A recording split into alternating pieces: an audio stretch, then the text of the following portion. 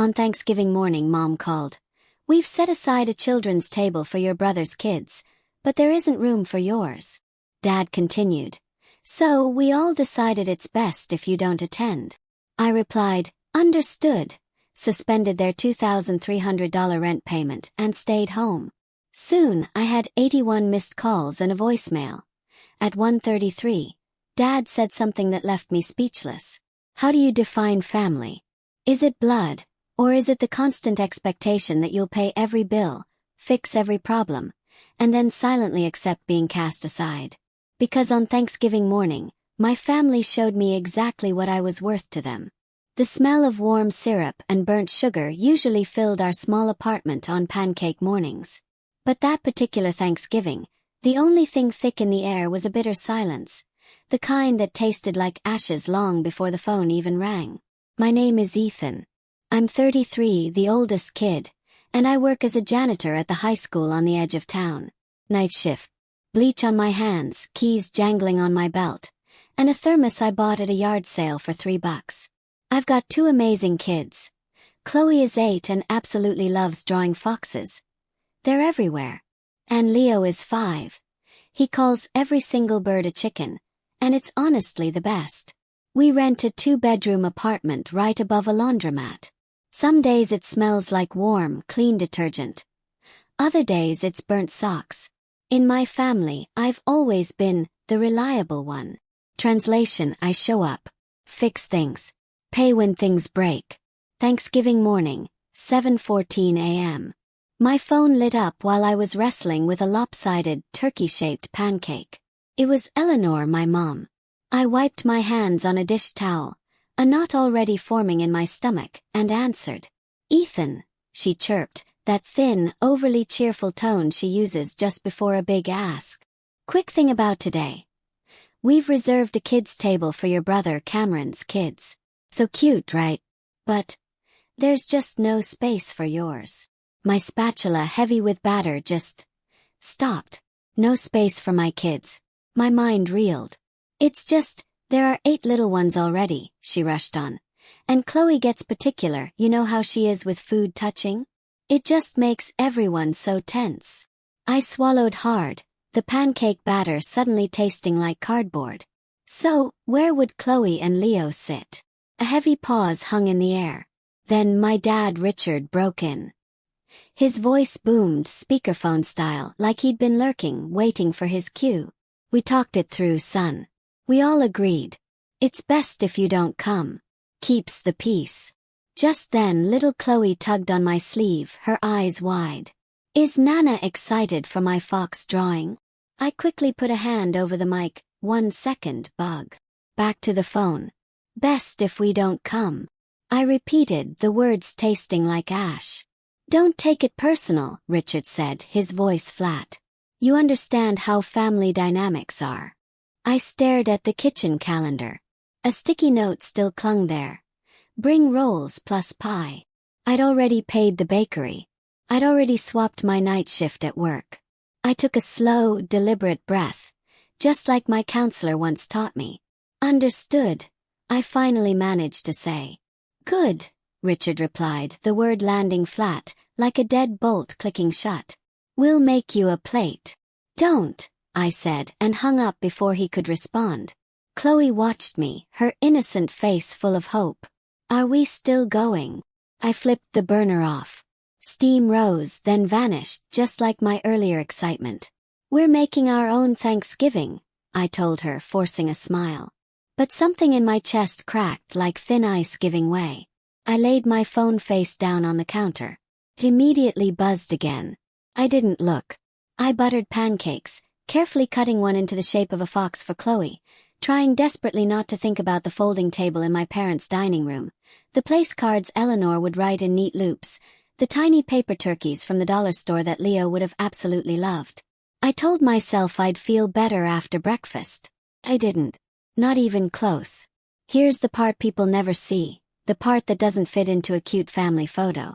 For 2 years and 11 months, I'd been paying my parents' rent.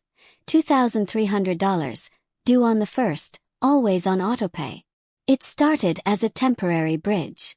Richard lost hours, then couldn't catch up. Then their landlord raised the rent. Every single month, I'd tell myself this was the last time. Every month, I'd watch that little green check mark appear in my banking app, a grim ritual.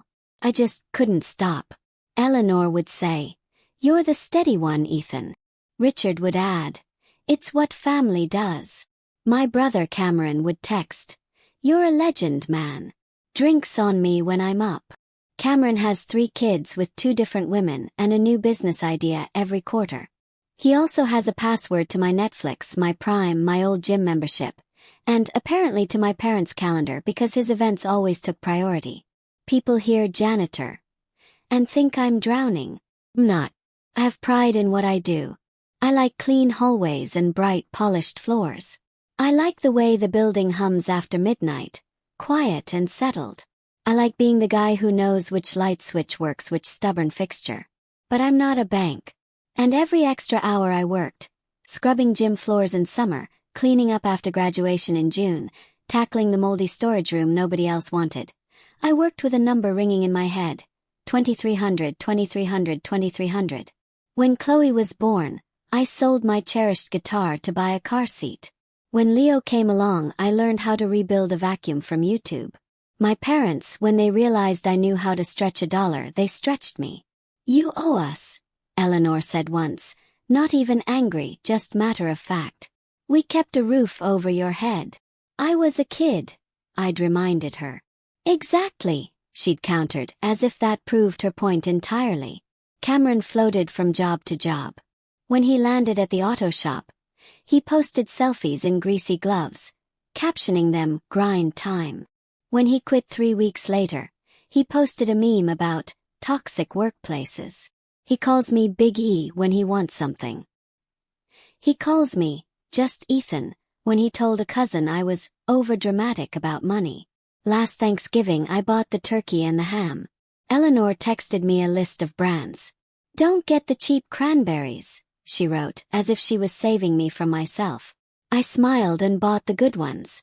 I brought extra ice and a roll of trash bags because the year before we'd run out and Richard had quipped, "Well, you're the janitor." In September, Eleanor asked if I could float Cameron half the childcare for his weekend, so he could attend a networking event. I sent her $120 and told myself it was for the kids.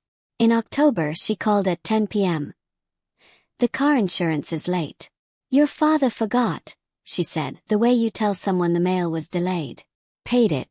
I was putting off my own dentist appointment, chewing only on the right side of my mouth, but I paid it. When I pushed back even a little, they'd tighten the script. "You're being selfish," Eleanor would say. "You think you're better than everyone," Richard would demand. "Bro, money comes back," Cameron would text.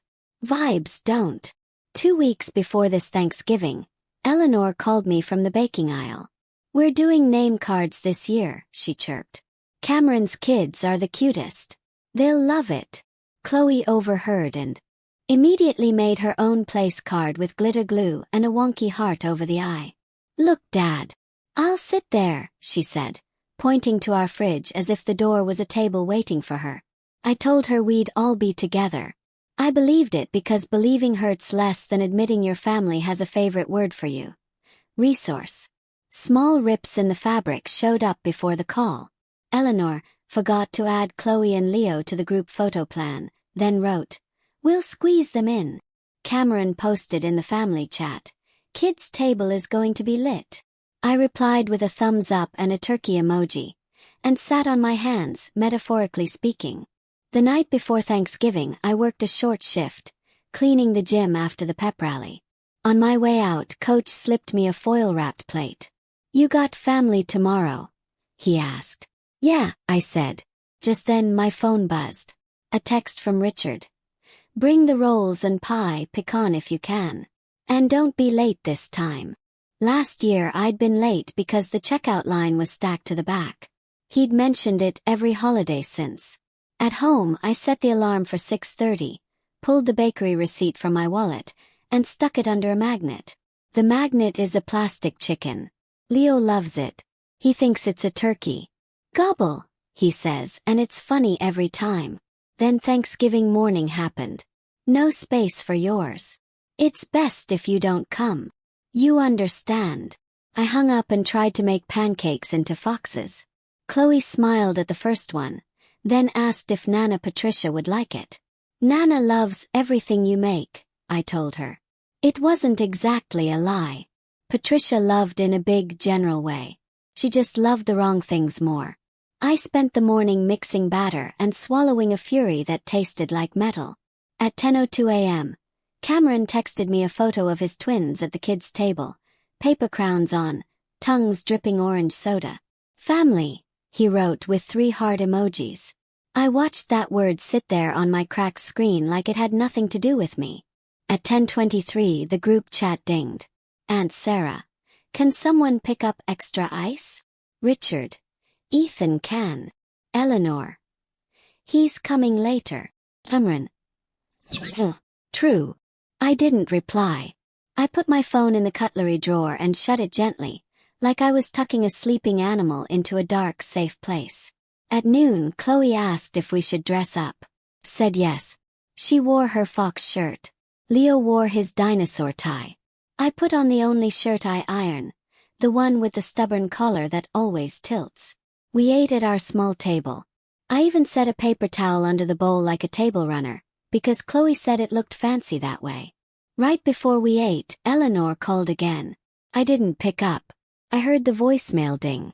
I didn't listen. Then at 1:33 a.m., that's later. That's when the lights were off and the building across the street was quiet, and my notifications had stacked like bricks I couldn't carry anymore. Back then it was just noon, and I was still telling myself that being excluded was a misunderstanding that could be cleaned up with the right mop. At 10:07 p.m. I opened the cutlery drawer, pulled my phone out, and saw 14 missed calls, 11 texts, and a photo of a long table covered in casseroles, green beans, sweet potatoes, those canned cranberry slices wobbling in perfect circles. Richard, where are you? Bring the rolls. Eleanor, Ethan, this is childish. Cameron, bro, don't make it weird. I typed and erased 3 drafts. Then I did the thing I do at work when a spill spreads in every direction. I drew a line. In the family chat I wrote, we're not coming. You told me there's no space for my kids. There's space here. I attached a photo of Chloe and Leo at our little table, paper towel runner and all. No guilt, no pleading, just a stark fact. A minute later my phone rang. Richard. Declined. Eleanor rang. Declined. Cameron rang. Declined. Then the messages turned nasty. Eleanor, you're punishing us. Classic. Richard, your attitude is exhausting. Cameron, bro, you're blowing up the whole vibe. I typed, I've covered your rent for 35 months. I've bought the past 3 holiday dinners. Have the receipts. Today I'm feeding my kids. Silence, then a rush of replies. Eleanor, we never asked you to. Richard, this is a day for family, not for accounting. Cameron, did you just say receipts? I didn't answer. I opened my banking app. My thumb hovered over the toggle I'd never touched before. Auto-pay parents' rent. I stared for a long moment. It felt like standing at the end of a hallway with the lights off, knowing exactly where the switch is, but not being sure what lights will show when you flip it. I closed the app without touching it. Not now, I told myself. Not out of anger. Eat with the kids. Watch the parade. Take a walk. Decide when your hands aren't shaking. Wait. Leo asked if the giant balloon turkey was heavier than our car. Chloe asked if Nana Patricia was mad. Nana is busy, I said. By evening, the parade rerun had turned into a football game nobody in our house cared about. I made cocoa. We built a blanket fort. We fell asleep in it, all 3 of us, under string lights, the kind I'd picked up from the clearance bin in July. At 9:18 p.m. my phone vibrated on the coffee table. Then 9:34, then 10:02. Kept ignoring it. At 11:47 a text from Aunt Sarah. You okay? I thumbed back, we're good. Thanks. At 12:51 a.m. I woke up to a buzzing phone with so many missed calls that the lock screen font looked smaller to make them fit. 81. My stomach went cold. At 1:33 a.m., A new voicemail appeared from Richard. I stared at it for a long, agonizing time. Then I pressed play. His voice was low, slurred, or tired. I couldn't tell. "You listen to me," he said. "You think you're some hero because you mop floors and throw money around. You're not family if you don't fall in line. You hear me? Not family."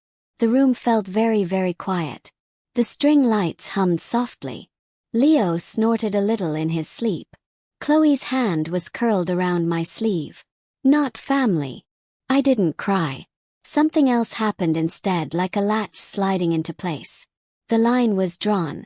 I didn't have to argue anymore, or explain, or produce a single receipt. I didn't have to give. I just had to stop. I sat up, careful not to wake the kids, and opened the banking app. The toggle was still there, small and green like a lie.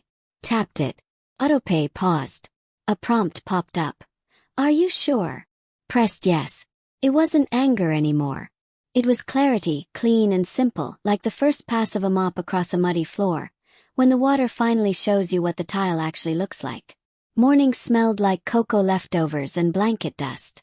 Sun through the blinds made thin bars across Leo's dinosaur tie, lying on the floor. I brewed coffee in the chipped machine that sighs like an old dog when it pours. Chloe stirred, hair stuck to her cheek. "Is it today again?"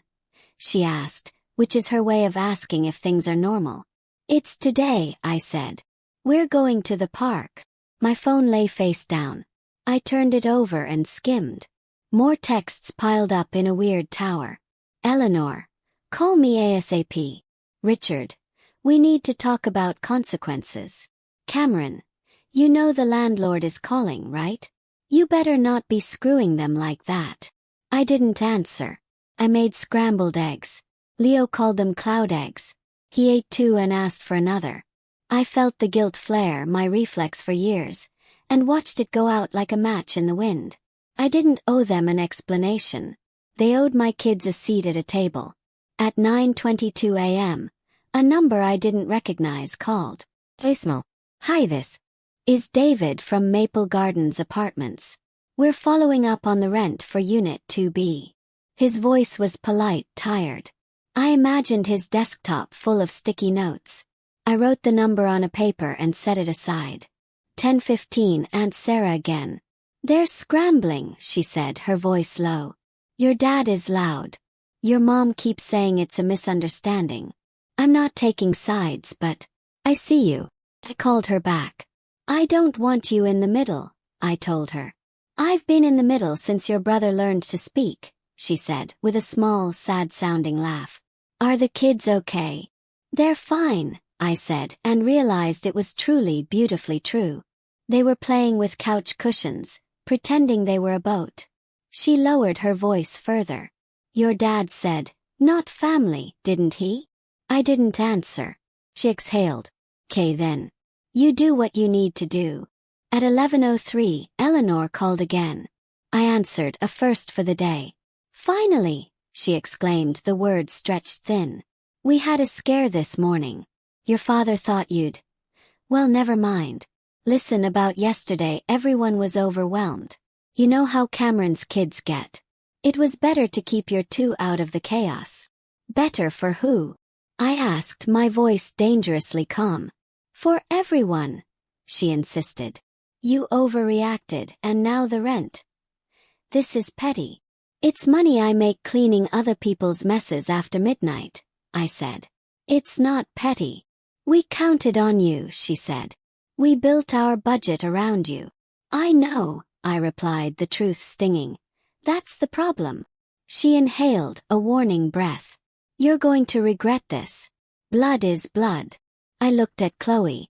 She was sticking stickers to the floor, counting them. 1 fox, 2 fox, 3 fox. Leo was giving his stuffed dinosaur a pep talk about bravery. Blood is blood, I thought. And then I thought about the 1:33 a.m. voicemail, and decided definitions can change. "We're done," I said. "When you're ready to talk about my kids like they are part of this family, you can call. Until then, talk to the landlord." She hung up with a scoff. A minute later, Cameron. "Bro, what did you do? They're freaking out. You can't just stop." That's wild. I typed. We can talk when you delete my kids' names from the list you never wrote. He replied with 10 crying, laughing emojis. And then, you're making this about the kids like a manipulator. Classic. I put the phone in the drawer again. Noon we walked to the park. The sky was brittle blue, the kind that makes everything sharp and clear. The swings squeaked. A dad in a bomber jacket pushed a toddler saying, "Higher," in a voice that carried 10 different ways of saying love. Chloe drew a fox in the dirt with a stick. Leo collected leaves and named each one Kevin. On the way home we stopped at the corner store. Ms. Rodriguez behind the counter smiled at my kids. "You three doing your own Thanksgiving?" she asked. "Yeah," I said. "Good," she replied, her eyes kind. "The best kind." Back home I checked my work email. Custodian schedule updated. Mr. Sharma asked if I could cover a Sunday floor wax.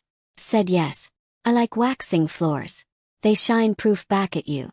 Effort in, result out. They never tell you you're not family when you do a clean job. By evening the second wave hit. Extended family. Cousin Daniel. They're saying you abandoned them. Uncle Robert. You always had a temper. A message from a number saved as Cameron's other number.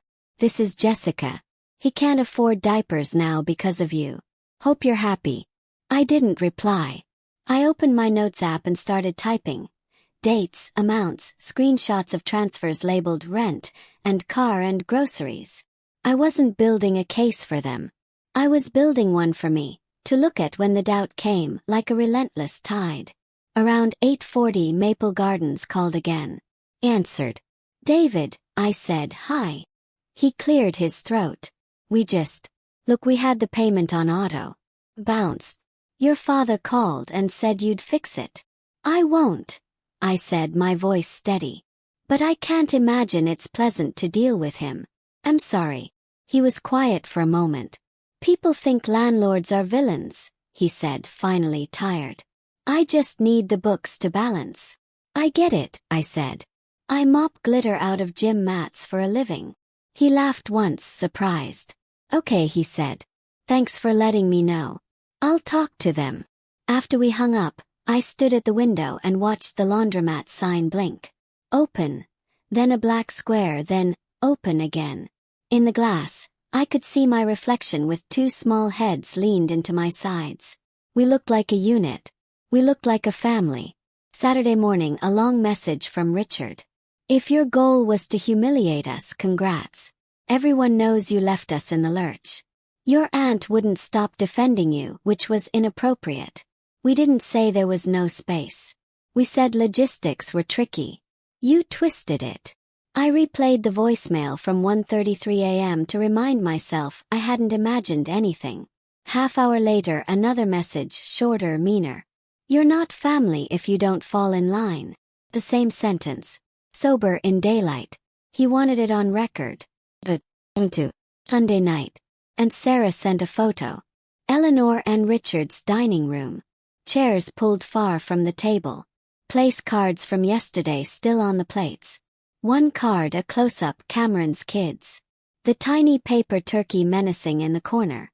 No cards with Chloe or Leo's names at all. I felt the old sadness hit. Then pass.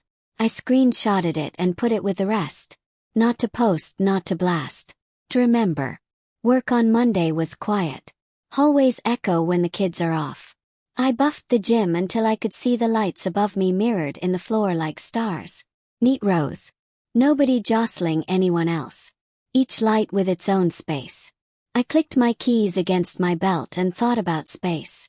Tables, voices, boundaries you tape to the floor so people don't cross and call it a misunderstanding. By Wednesday the noise started to fade. Fewer calls, shorter texts. Cameron's last message. Whatever, man. You'll come crawling back. It read like someone who'd put a quarter in a machine and wanted the candy to drop, then stood there shaking it when nothing fell. Thursday, Ms. Rodriguez slipped 2 churros into the bag with our milk. For the artists, she said. Nodding at the Fox drawings Chloe now tapes to everything we own. Friday, I cashed out a vacation day I never used and bought a second-hand dining table from a guy on the north side. It had 2 chips and a wobble. I fixed the wobble. I put 3 place settings out and made name cards in my blocky print. Chloe, Leo, Dad. Chloe added a fox sticker to mine and said, "Now it's perfect." Saturday, Aunt Sarah called. "Your mother is telling people you're in a phase," she said, a hint of amusement in her voice. "I'm in a life," I responded. She laughed for real that time, the kind that crinkles your eyes. Sunday, I wrote an email to myself with the subject line, "Rules." Type 3 things. If you don't respect my kids, you don't get access to me. I don't fund disrespect. I won't argue with people who rewrite the past while I'm still standing in it. Pinned it. When the old reflex reached for my wallet, I opened that email and read it out loud. On the 1st of the next month, the green check mark didn't appear. The world didn't end. The only thing that ended was a spell I'd been under for a long time. The kind that makes you forget to count yourself. A week after everything, I was stripping wax in the science wing. It's loud work. The machine hums and the chemical smell climbs up your nose. Mr. Sharma stopped in the doorway, raised 2 fingers in a salute and said, "Floors look good, Ethan." "Thanks," I said. The hum hid the rest, which was fine.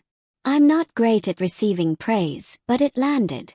At lunch, I sat on the back steps and ate a ham sandwich that was 80% bread. The sky was low and gray. Checked my phone.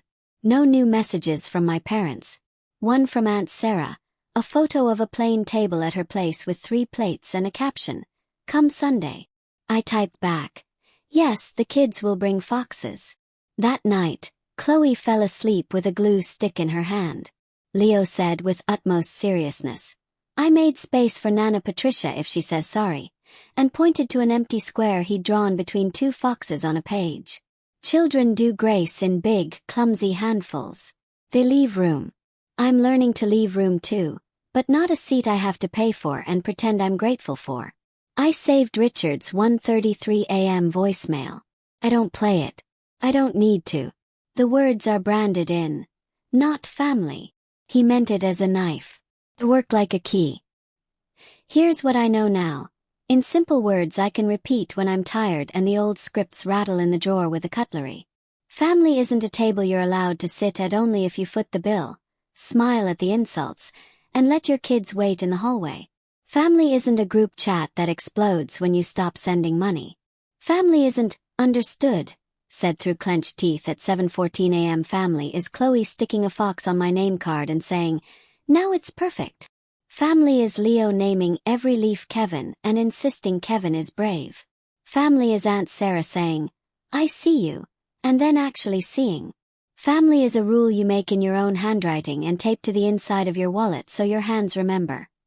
I don't fund disrespect. If my parents ever want to sit at our table, they can. They know the price. It's not $2,300. It's not a pie. It's not diapers for Cameron, or a new excuse, or a quiet apology that trails into a request. The price is a real apology to 2 small humans who colored their own place cards and were told there was no space for them. The price is Richard saying, "I was wrong," without an asterisk. The price is Eleanor saying, "We won't do that again," and then not doing it again. Maybe that won't happen. Maybe Cameron will keep posting his ridiculous takes. Maybe my parents will keep a seat open for resources and never even notice it stays empty. Can live with that. I've got keys. I've got a table. I've got fox stickers. On Thursday I picked the kids up from school and we stopped at the bakery. Chloe pointed to a pecan pie and said, "Can we still have this?" I said, "Yes." We ate it at home. 3 forks, no ceremony. Cut the slices messy. Nobody corrected me. Before bed, I stood in the kitchen with the light off. The city noise muffled by laundry machines downstairs. I thought about all the months I pressed send because love sounded like bills paid on time, because reliable one felt like a personality instead of a leash. I thought about not doing that anymore and felt something widen in my chest.